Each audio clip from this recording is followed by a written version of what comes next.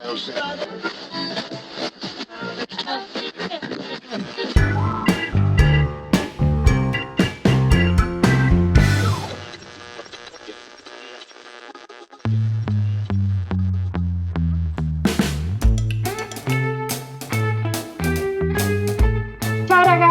ragazzi, bem-vindos ao novo podcast da Italiano Descomplicado, nosso primeiro de 2022. E eu estou muito feliz porque eu tenho duas convidadas especialíssimas, duas convidadas do meu coração que estão aqui comigo, duas professoras de italiano super talentosas que trabalham na escola Volare in Italiano, que além de oferecer os cursos de italiano, elas dão cursos sobre literatura italiana. Gente, é a única escola do Brasil que faz isso, eu não conheço nenhuma, desconheço. Se tem alguém que faça, eu duvido que faça com a qualidade da Volare. Lembrando, eu sou a professora Ana Luísa, fundadora da Italiano Descomplicado, e eu estou aqui com a Raquel e com a Amanda, essas professoras. E o nosso conteúdo de hoje vai ser perrengues universitários na Itália. Não é isso, Raquel? Sim! Muito obrigada pelo convite, Ana. Sou muito fã do seu trabalho, da Italiano Descomplicado. Grande inspiração aí para a existência da Volare. E estou muito feliz de estar aqui e de dividir, né, a experiência com todo mundo, né? E quanto mais a gente puder dividir da Itália, a gente vai dividir, né? Obrigada pelo convite. Que isso, Raquel! E a Amanda? Dá um oi pro pessoal aí, Amanda. Oi, gente, tudo bom? Muito obrigada pelo convite, Ana. Eu estava falando com a Raquel essa semana que eu amo podcast. Eu sou apaixonada por podcast, escuto podcast fazendo qualquer coisa. E eu fiquei muito feliz quando você falou, tipo, vamos gravar um podcast. Eu fiquei, vamos gravar um podcast, porque é muito bom. Então, assim, muito obrigada por ter convidado a gente para vir falar um pouquinho, né, do nosso trabalho, dos problemas, perrengues, felicidades, alegrias que a gente passou aí enquanto a gente morava fora. E é isso. Muito obrigada. Imagina, Amanda, eu estou muito feliz com vocês aqui. Bom, mas antes de chegar na parte que todo mundo quer saber, de, por exemplo, eu viveria em uma casa que você não podia usar o banheiro, ou viveria em uma casa um pouco estranha, a gente vai dizer o caminho, né? Como é que a gente pode fazer para chegar a efetivamente estudar em uma universidade italiana, né? E a Raquel e a Amanda não só estudaram em uma universidade na Itália, elas estudaram em Roma, na capital italiana, em universidades super bem conceituadas e super bem tradicionais, né? Meninas, quem quiser começar, pode começar a falar. Como é que foi o processo? De repente, contar que existem possibilidades, né? Às vezes de bolsa. Como é que foi para chegar lá em Roma?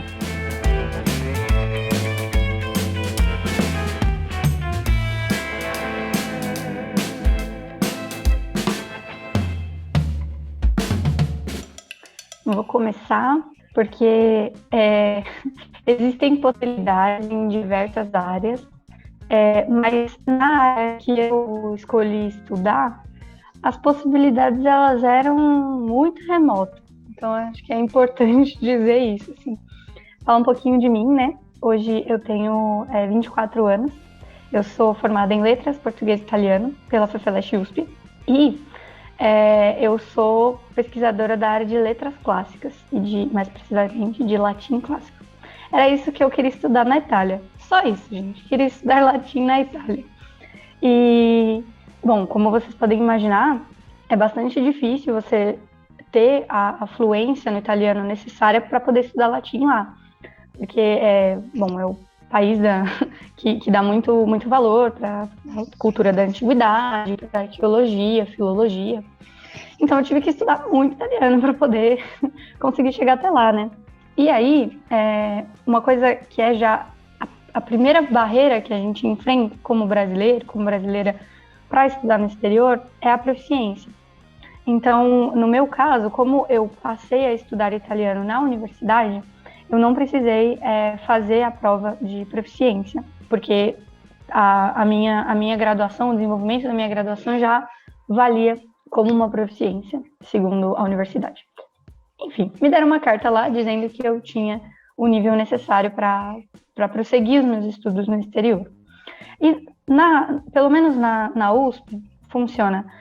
A bolsa que paga Letace, né, paga as taxas universitárias que a gente precisa ter, porque a universidade pública na Itália, ela não é pública como a do Brasil, né? Ela não é grátis, você tem que pagar. A diferença é que você paga o quanto pode, de acordo com a comprovação da sua renda, mas existe primeiro essa possibilidade de ter a vaga na universidade com o financiamento, entre aspas, né, do governo. Eles têm um acordo que existe uma troca de estudantes.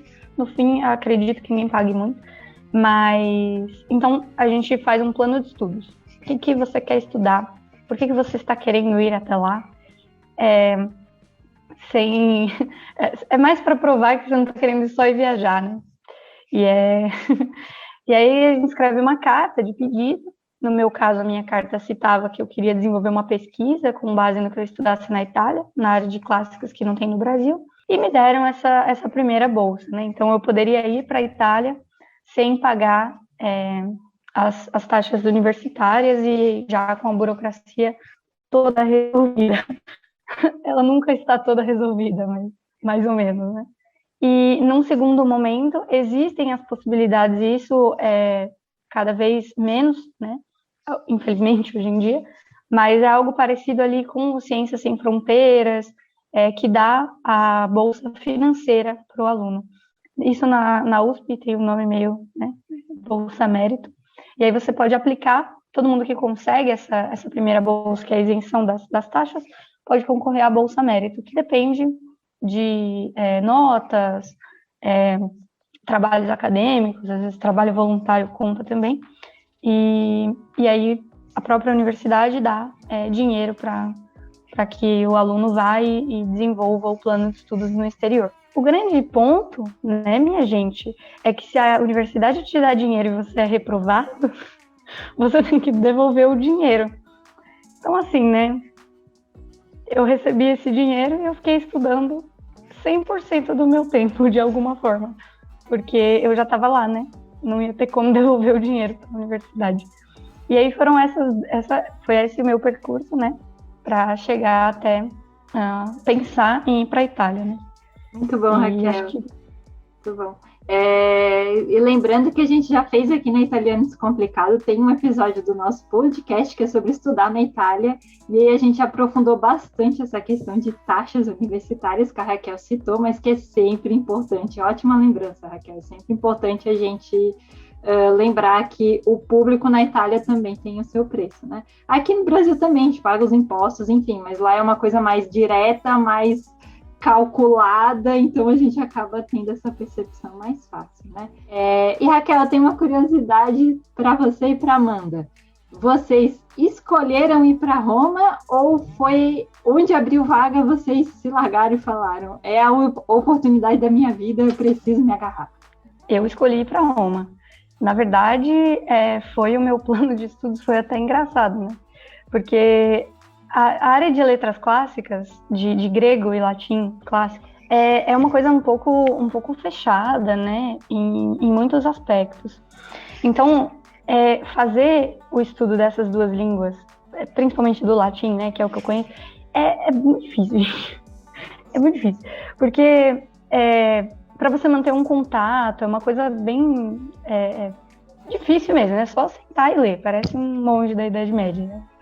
E no fim das contas, o que eu queria fazer era ir para o melhor lugar do mundo, que é Sapienza, para estudar cultura latina, para estudar literatura latina.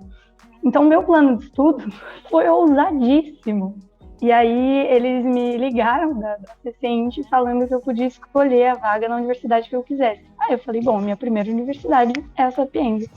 E aí, foi isso, assim. Mas até hoje eu acredito que a mulher lá da Seção Internacional deve ter falado, nossa, que menina doida, 20 anos e quer estudar latim na Itália. Vai ser comida viva essa aí. Muito bom. E a Amanda, como é que chegou em Roma? Porque a Amanda estudou em outra universidade italiana famosíssima, que é a Roma Tre, não foi, Amanda?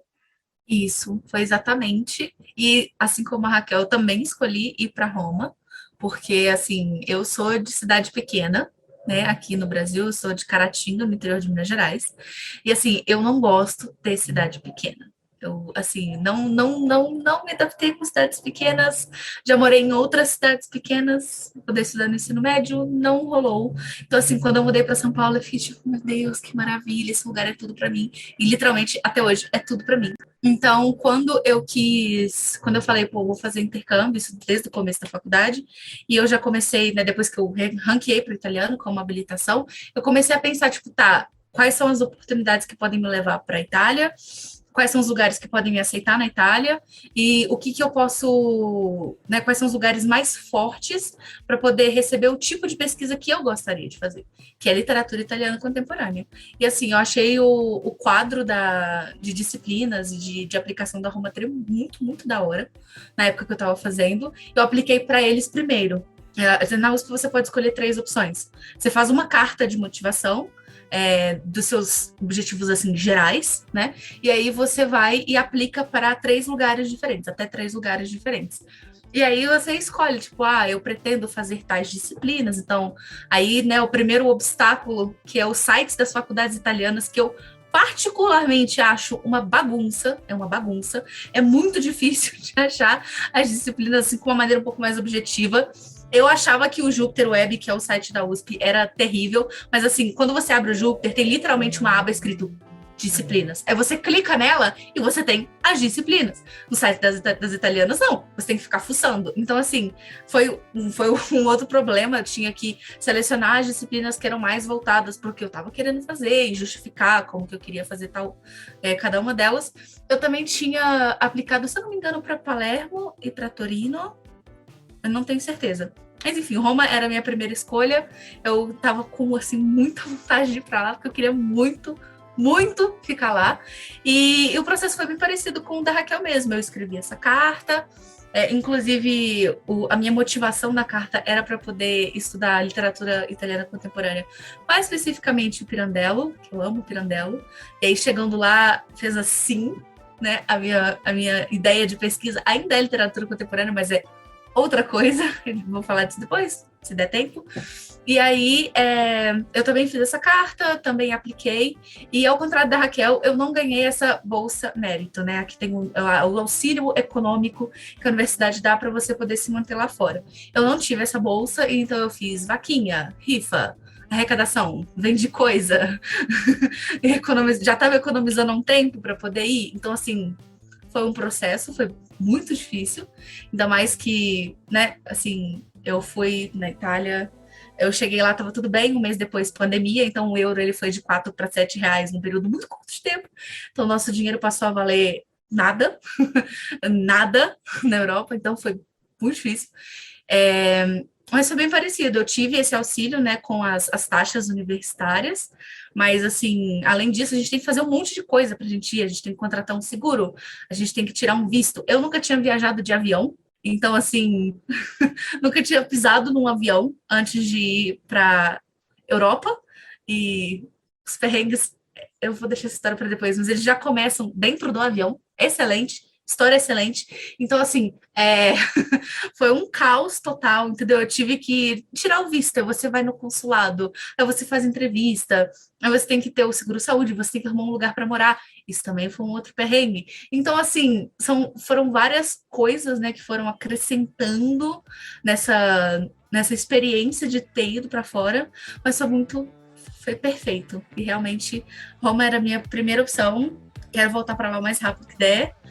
E é isso.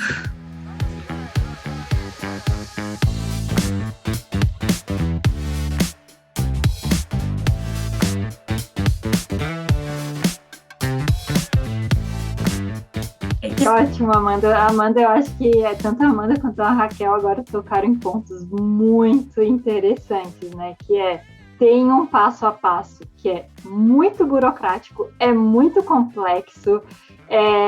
Às vezes os italianos não sabem nem eles te explicar o que você tem que fazer, exigem coisas assim desnecessárias para quem é brasileiro, né?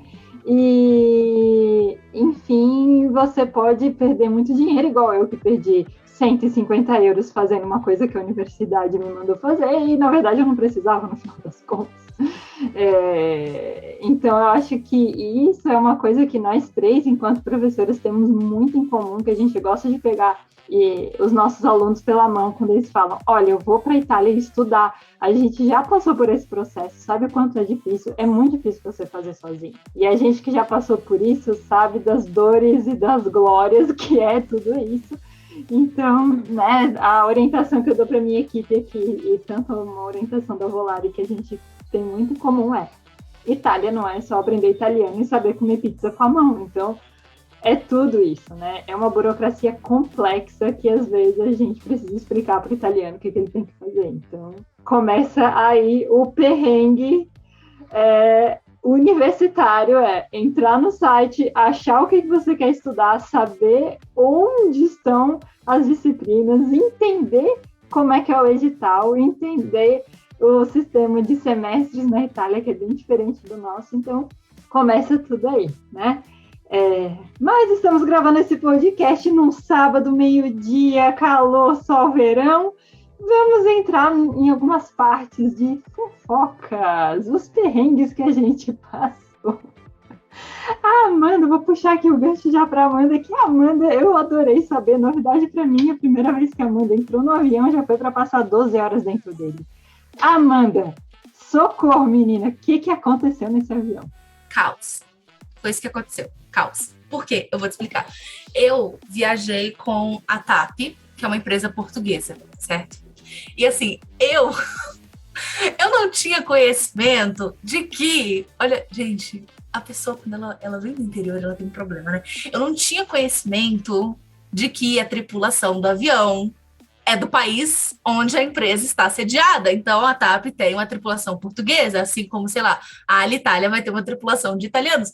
Eu não sabia disso. Então, assim, kkk, foi ótimo porque portugueses. Sotaque português, gente, tudo para mim. Amo, amo, amo. Enfim, né?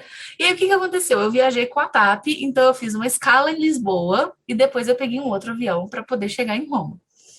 E aí, eu saí do aeroporto de Guarulhos. Era dia 4 de fevereiro, inclusive ontem, 2 anos que eu estava dentro... Não, aliás, foi dia 3 de fevereiro, eu cheguei no dia 4. Então, foi no dia 3 de fevereiro, né? Eu entrei no avião. E aí, classe econômica, né? Por favor, gatinha, baixo orçamento. Eu estava sentada lá na econômica, junto com meus amiguinhos brasileiros. E assim, tava tudo bem, sabe? Tava tudo tranquilo, o avião estava viajando, eu tava achando aquilo uma loucura. Não tinha jantado ainda, eu tava meio triste porque eu tava com fome. Enfim, né? Isso foi um mundo pré-pandemia, tá, gente? Fevereiro de 2020. Assim, pré-pandemia, entre aspas, né? Porque a pandemia já estava meio que estourando ali no final de 2019, mas mais lá na China, na Ásia e tudo mais. Mas, enfim, fevereiro de 2020, ok? E aí, tava tudo bem, tripulação, todo mundo tranquilo, todo mundo de boa, até que a gente ainda estava em território brasileiro, a gente estava sobrevoando o Nordeste. E aí, né, abriu aquele alto-falante do avião, e aí o comandante falou assim, pessoal, boa noite, tudo bom? Por um acaso, assim, só para perguntar, tem alguém que é médico ou enfermeiro ou alguém que seja, tipo, da área da saúde que trabalhe em um hospital que pode auxiliar a gente porque tem um paciente que está passando mal? Eu gostaria... Um paciente, desculpa, passageiro, obrigada, Ana. Passageiro que está passando mal.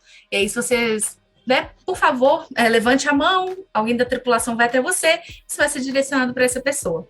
Até então, tudo bem, né? A gente ficou... Isso estava acontecendo na executiva, tá? Então, por isso que eu não estava vendo. Eu sou fofoqueira e curiosa. Então, né, tava acontecendo lá e eu tava me matando porque eu queria saber o que estava acontecendo. E não tinha como saber o que estava acontecendo. E aí, até aí, tava tudo bem, né? E o que aconteceu? Eu percebi que as aeromoças eu não sei se fala aeromoços, mas enfim, os aeromoços e as aeromoças começaram a ficar um pouco, assim, nervosos. Sabe quando você percebe que a pessoa tá meio que sem lugar, assim?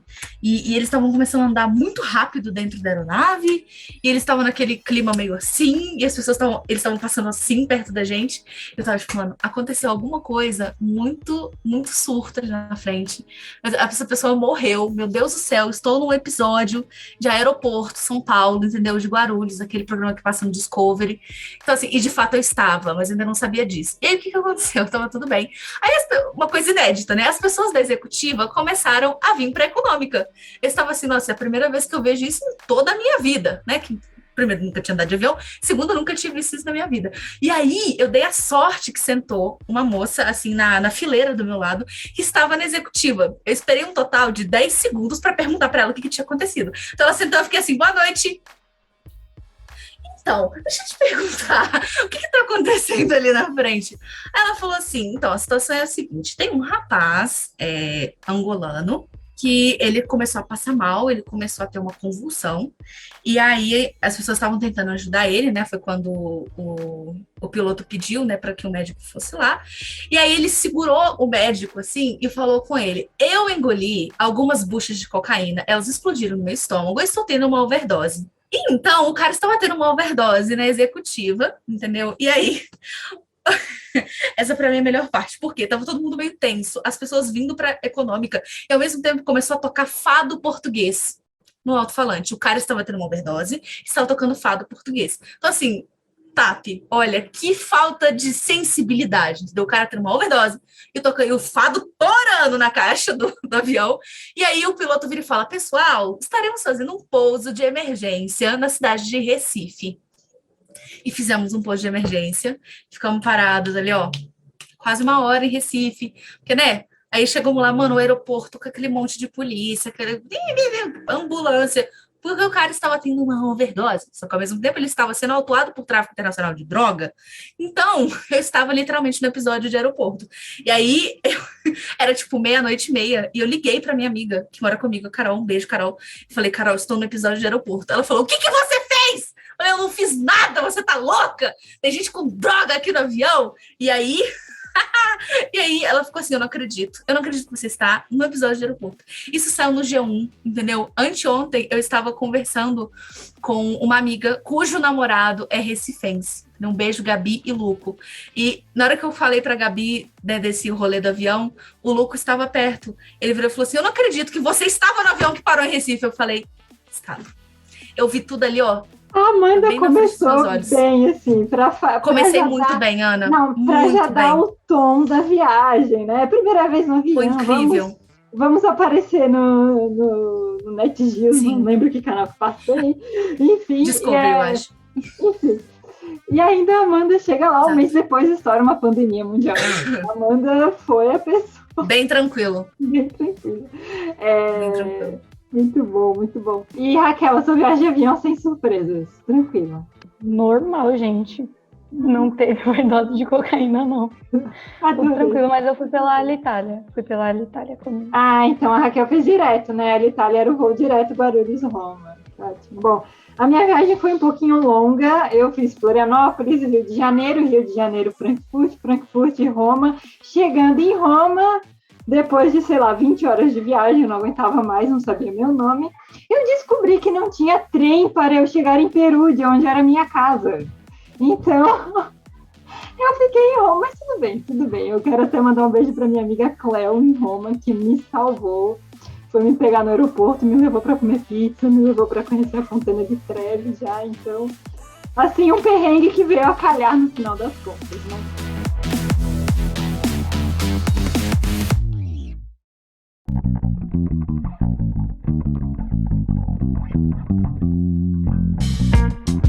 Meninas, eu acho que agora que a gente já chegou em Roma, depois dessa viagem maravilhosa, Amanda, eu tô chocada, amei.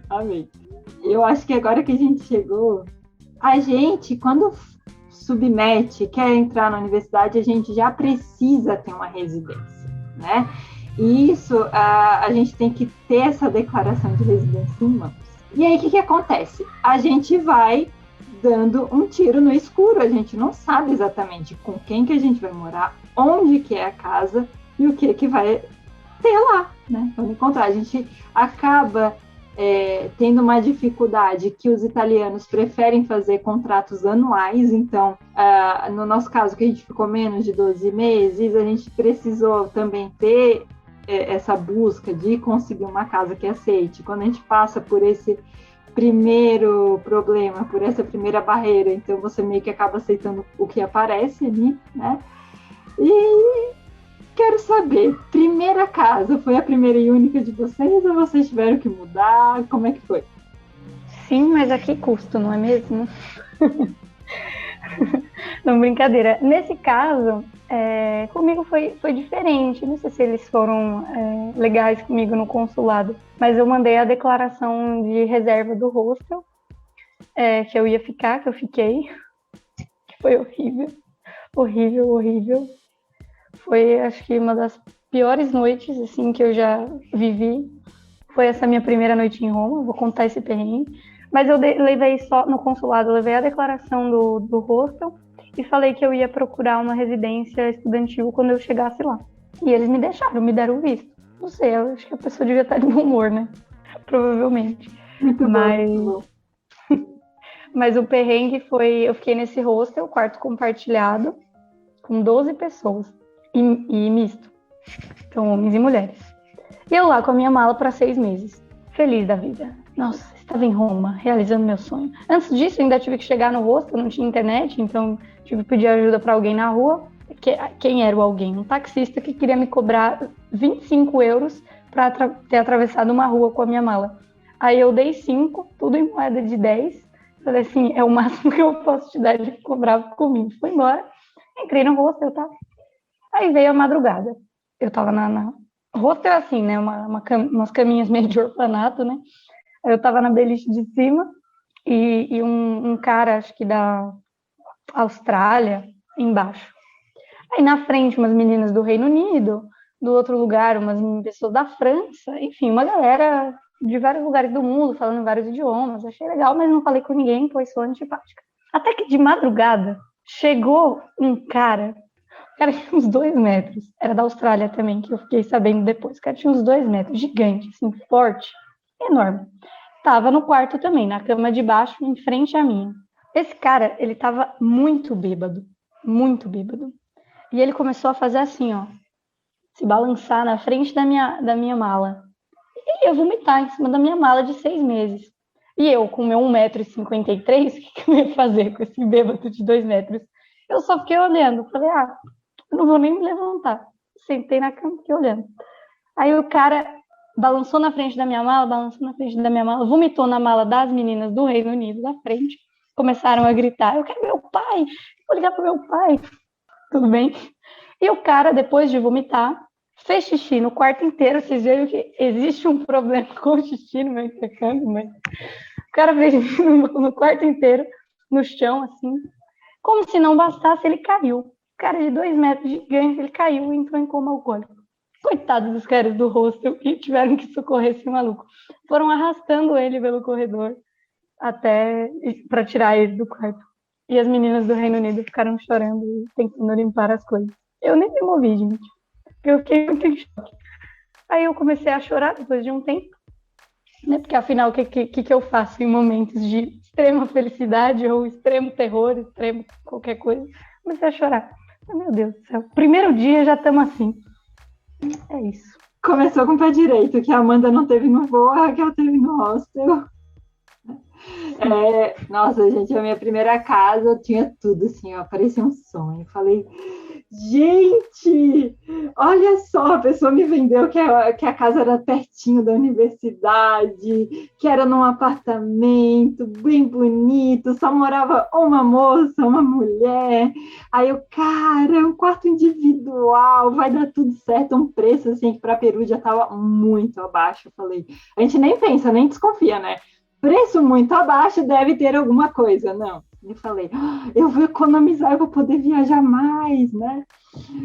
E aí, chegando lá, descobri que a pessoa, né, o apartamento, ele tinha um único banheiro, e a pessoa tinha 3 quartos no apartamento, e ela fazia um quarto era o dela, um quarto era o aluguel, assim, mais permanente, que era o meu caso, e o outro quarto seria o Airbnb. Porém, olha só o jeitinho, né? Essa pessoa era brasileira. Jeitinho brasileiro em qualquer lugar. Ela colocava no anúncio do Airbnb que o quarto tinha um banheiro exclusivo. Então, quando chegava um hóspede Airbnb, eu tinha que tirar todas as minhas coisas do banheiro, não poderia mais usar o banheiro e precisava incomodar a pobre da vizinha para poder ir ao banheiro, tomar banho, enfim, fazer as necessidades pessoais. E é isso aí, gente. Minha casa não podia, né? Se me desse a vontade de, né? Sei lá, tava frio, eu cheguei em dezembro, né? Se desse vontade de ir no banheiro no meio da madrugada, não. Simplesmente não podia. E ela ainda falava assim para mim: como você veio estudar, você passa o dia inteiro na universidade e usa o da universidade, não tem problema, né? Começamos por aí, não podendo usar um banheirinho, né? E, enfim, depois consegui me mudar, as coisas melhoraram. Mas agora eu quero saber da Amanda. Amanda, como é que foi sua chegada? É que, né, pra mim, pouca desgraça é muito, muito, muito pouco, né? Então, assim, você pensa, mano, você teve paz? Não, não tive. Por quê? Eu cheguei de noite no términe. E aí eu ia encontrar com as minhas amigas. Um beijo, Alice, um beijo, Bia. Só que eu não estava achando a Alice e a Bia. E eu não tinha internet. E meu celular não estava funcionando. E eu esqueci tudo, eu falo, tudo que eu aprendi em 3 anos de faculdade, de italiano. Então eu cheguei lá e eu estava assim, ó. O que está acontecendo? Eu estava com duas malas, né? E uma mochilinha. Eu estava assim no meio do término. E aí eu comecei a entrar em desespero, porque eu estava rodando. Eu não estava achando elas. Eu falei, mano, como é que eu vou falar? Como é que eu vou achar esse povo aqui dentro? Que é grande, né? E tinha muita gente. E tudo, e estava aberto ainda, o que é muito bom. E aí eu fiquei rodando. Eu não achava elas. E aí, assim como a Raquel, o que eu faço quando eu entro em desespero? Eu choro. Eu comecei a chorar. E aí, o que aconteceu? Eu comecei a chorar. E aí, na hora que eu virei, assim, eu vi uma loja da Wind, que é uma operadora de telefone. Eu falei, pô, da hora, operadora de telefone, entendeu? Chip, internet, eu vou lá. E eu fui, entrei na loja da Wind. E eu tava assim, tipo, alguém me ajuda. E aí, o segurança da loja da Wind, ele também era imigrante. Ele percebeu que eu também era imigrante. Imigrante, ele se reconhece, ele olha no fundo do olho e fala assim: irmão, eu vou te ajudar. E aí, literalmente, ele pegou na minha mão e falou assim: calma, o que você tá precisando? Eu falei com ele: eu estou precisando falar com a minha amiga Beatriz. E eu não estou achando ela. E aí ele me deu o celular dele. Ele falou assim: você tem o número italiano dela? Vê se você consegue falar com ela. E aí eu tentando ligar, e, mano, não conseguia, a ligação não completava. E aí, na hora que eu olho pra fora, tá passando a Alice e a Bia. E a Amanda, que é amiga da Bia, mas estava lá a passeio. Elas estavam passando assim do lado de fora. Eu falei: Bia! Bia! E eu saí, comecei a gritar, e eu gritava, e o segurança me olhou e falou assim: você achou? Eu falei: eu achei elas! Eu saí correndo, eu abracei ela chorando e falei: ai, graças a Deus que eu achei vocês! E não sei o quê. E nisso, o dono da casa, do apartamento que eu tinha alugado um quarto, estava me esperando, e ele não estava conseguindo falar comigo porque eu ainda não tinha um número italiano. Enfim, arrumei um chip e parti para casa onde eu ia ficar. Aí você pensa, aí você teve paz. Não, eu não tive. Por quê? Porque esse apartamento, ele meio que estava feito em termos de ilegalidade. Por quê? Eu vou explicar. O meu primeiro mês naquele lugar foi um caos. Na hora que eu achei que as coisas iam melhorar, a pandemia veio e falou: não vai melhorar nada, vai ser tudo ruim e triste, você vai chorar todos os dias. Foi o que aconteceu. Mas enfim, eu cheguei lá no apartamento, e aí eu tava conversando com um cara, eu ia compartilhar um quarto com uma outra menina, que era da Turquia. O apartamento tinha 3 quartos, eu compartilhei o quarto com essa menina da Turquia, e no outro quarto tinha uma moça da Polônia. E a casa tinha um banheiro, tinha a cozinha. Eu achei o caos, porque o banheiro, ele tinha uma banheira, mas ele não tinha um chuveiro. Ele tinha só aquele negócio de mão. Então você tinha que lavar o cabelo assim, tipo a água aqui, você assim. Então, tipo, treino de braço. Eu fiz uma gambiarra, lógico, né? Eu fiz uma gambiarra. Eu peguei um cadarço do tênis, amarrei o chuveirinho num cano que tinha na parede e falei: esse é o meu chuveiro. Gente, eu sentada no chão da banheira. Que nojo! Entendeu? E eu, tipo assim, ai meu Deus, eu vou cair aqui dentro. Eu não quero sentar nesse lugar. Eu não caio, que nojo! E a água, eu, tipo, enfim, raiva, entendeu? E o que aconteceu? Quando eu cheguei lá, o cara falou assim: não tinha um contrato. Não tinha um contrato. E era tipo uma folha E eu assinei essa folha. E ele não queria deixar eu ficar com a folha. Só que, se ele é esperto, eu sou mais. Ele virou as costas e tirei foto do contrato. Falei, esse eu não vou parar num episódio de serial killer, entendeu? Porque, assim, a cabeça da pessoa que gosta de true crime, ela vai pra lugares, né? Então eu já tava tipo, ele vai me matar, ele vai sumir com o meu corpo, entendeu? Eu vou ficar indigente, ele vai roubar meus documentos, eu vou virar imigrante ilegal nesse país, eu vou ser deportada. Eu já estava nesse caos. Basicamente, o que eu descobri depois é que quando você, né, aluga um lugar para uma pessoa, você tem que ter um contrato. Isso é óbvio, isso é claro, isso é evidente. Só que o cara, ele tentou ali passar uma perna em cima de mim, mas eu sou mais inteligente que ele. Então, eu rachei fora. Só que assim, apareceu um anjo na minha vida, literalmente, e conseguiu me ajudar a sair daquele lugar que eu tava. Porque assim, mano, era foda, tipo... E ele falou assim comigo, você não pode dar esse endereço em nenhum lugar. E eu fiquei tipo, mano, você tá louco, irmão. Eu fiquei lá, tipo, umas 2 semanas só. E depois eu rachei fora.